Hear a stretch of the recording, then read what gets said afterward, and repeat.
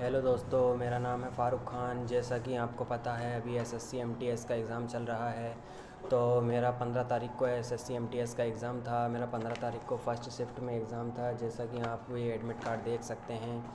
और मैं आपको बताने वाला हूँ कि मेरी शिफ्ट में कौन कौन से क्वेश्चंस आए थे जीके और इंग्लिश के। आपको पता है कि मैथ और रीजनिंग तो क्वालिफाइंग इन नेचर होती है। मेन जो मेरिट लिस्ट बनती है वो हमारी जीके और इंग्लिश से ही बनती है। तो मैं जीके और इंग्लिश के क्वेश्चंस आपके साथ शेयर करना चाहता हूँ कि मेरी शिफ्ट में क्या क्या क्वेश्चंस आए थे, और इसके अकॉर्डिंग ही आप अपनी आगे की तैयारी को करिए। जो इंग्लिश में मेरा पहला क्वेश्चन आया था वो ईडियम का था। ईडियम थी कि like a bat out of hell. इसका मतलब क्या होता है? तो ऑप्शन में था कि किसी जगह से जल्दी से निकल जाना, इसका मतलब ये होता है। दूसरा जो स्पेलिंग आई थी हमारी, मिसस्पेल्ड वर्ड आया था। हिडन का मिसस्पेल्ड वर्ड आया था। हमें ढूंढना था कि हिडन की कौन सी स्पेलिंग सही है। तीसरा जो क्वेश्चन आया था वो हमारा सिनोनिम का आया था कि ऑस्टेयर का सिनोनिम क्या होता है। ऑस्टेयर का मतलब होता है सादा या सख्त, तो इसका हमें सिनोनिम ढूंढना था। चौथा जो क्वेश्चन आया था हमारा वो ईडियम का आया था कि eight top of your lungs. इसका मतलब क्या होता है? तो इसका मतलब होता है लंग्स से संबंधित, यानी कि जब हम बहुत तेज़ आवाज़ में बोलते हैं तो इसे कहते हैं eight top of your lungs. और जो पांचवी स्पेलिंग आई थी वो हमारी सिनोनिम आया था, हमारा प्रोक्रेस्टिनेशन का सिनोनिम आया था। आपको पता है कि प्रोक्रेस्टिनेशन का मतलब होता है विलम्ब या देरी करना, डिले करना। ये ऑप्शन में था। तो प्रोक्रेस्टिनेशन की स्पेलिंग आई थी। जो छठा क्वेश्चन आया था हमारा वो एंटोनिम का आया था, और जिसका मीन का एंटोनिम आया था, जैसा कि आप यहाँ पर देख सकते हैं मीन का एंटोनिम आया था। सातवीं जो स्पेलिंग आई थी हमारी वो भी एंटोनिम की आई थी, ऑब्स्टिनेट करके आई थी। ऑब्स्टिनेट का एंटोनिम क्या होगा? आठवां जो क्वेश्चन आया था वो हमारा फिलर्स का आया था। He was studying in the blank light. तो हमें ब्लैंक में भरना था कि क्या आएगा, और चार ऑप्शंस इस तरह से थे, डिम, डिमर, डिमेस्ट या नन ऑफ द अबव। और जो नवा क्वेश्चन था वो आया था हमारा, वो भी फिलर्स में से आया था कि blank we gave some handmade ice cream. तो ब्लैंक में हमें बनना था वॉट, वेयर, वैन और हु, चारों में से क्या आएगा। 10वां जो क्वेश्चन आया था हमारा इंग्लिश का।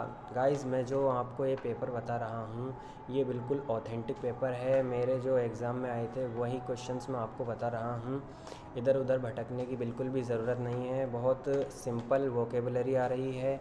आप नॉर्मल जो ब्लैक बुक की लास्ट की जो 200 वोकेबलरी है प्रीवियस ईयर में आई हुई, उनको भी कर लोगे तो आपका अच्छा पेपर जाएगा एसएससी एमटीएस का। और जो फिलर्स आ रहे हैं ज़्यादातर वर्ब में से आ रहे हैं। देखिए, जो फिलर्स, दो फिलर्स, एक फिलर्स और आया था वो आया था हेड के बाद वर्ब की आईएनजी फॉर्म लगाई हुई थी। तो इसको हमें सही करना था। जैसा कि आप जानते हैं कि हैज़, हैव, हैड इन सब के बाद वर्ब की थर्ड फॉर्म आती है। अगला क्वेश्चन जो आया था वो आया था हमारा प्रेजेंट टेंस का आया था। प्रेजेंट टेंस दिया हुआ था और उसके बाद जो ब्लैंक था उसमें हमें वर्ब भरनी थी कि कौन सी वर्ब आएगी। अगला जो क्वेश्चन था हमारा वो था कि वो भी ब्लैंक में से आया था कि he is blank of his words. तो इसमें जो ऑप्शंस थे वो था ट्रू, ट्रूली, ट्रूथ, इस तरह से करके ऑप्शंस थे। अगला जो क्वेश्चन आया था वो आया था हमारा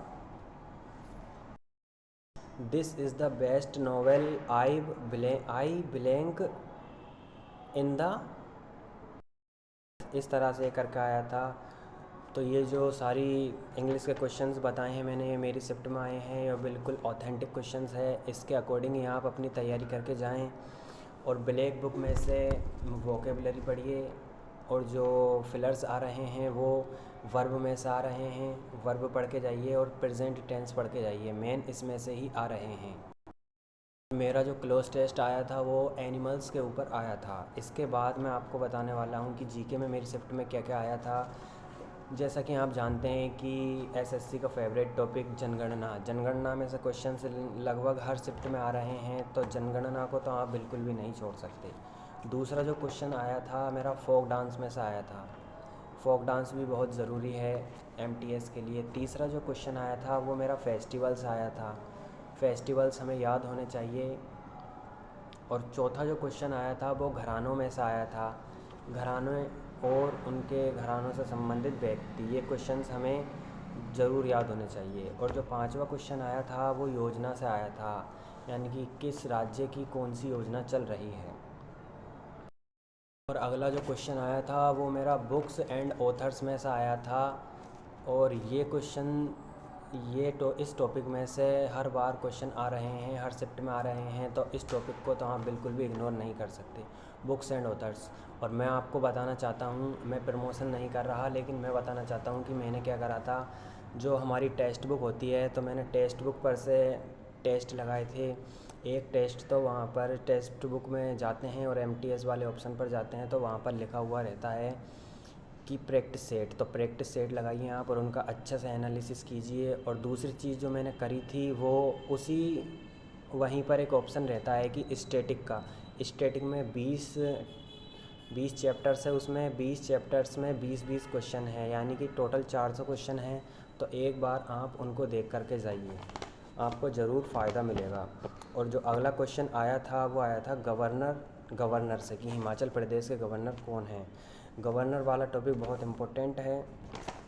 बस इसी पैटर्न पर एसएससी एग्ज़ाम बनाएगा आगे के भी। अगर आपकी एग्ज़ाम आने वाली शिफ्ट में है तो इसके अकॉर्डिंग अपनी तैयारी करके जाइए। और दोस्तों, ये मेरा यूट्यूब पर पहला वीडियो था। आपको कैसा लगा है वीडियो? और अगर वीडियो में कोई गलती हो तो उसे प्लीज़ इग्नोर करें। ये मेरा पहला वीडियो था, मैं भी आपकी तरह ही हूँ। और बस आप इस तरह से अपनी तैयारी को करते रहिए और एक ना एक दिन जॉब लेकर ही रहिए। Thank you so much.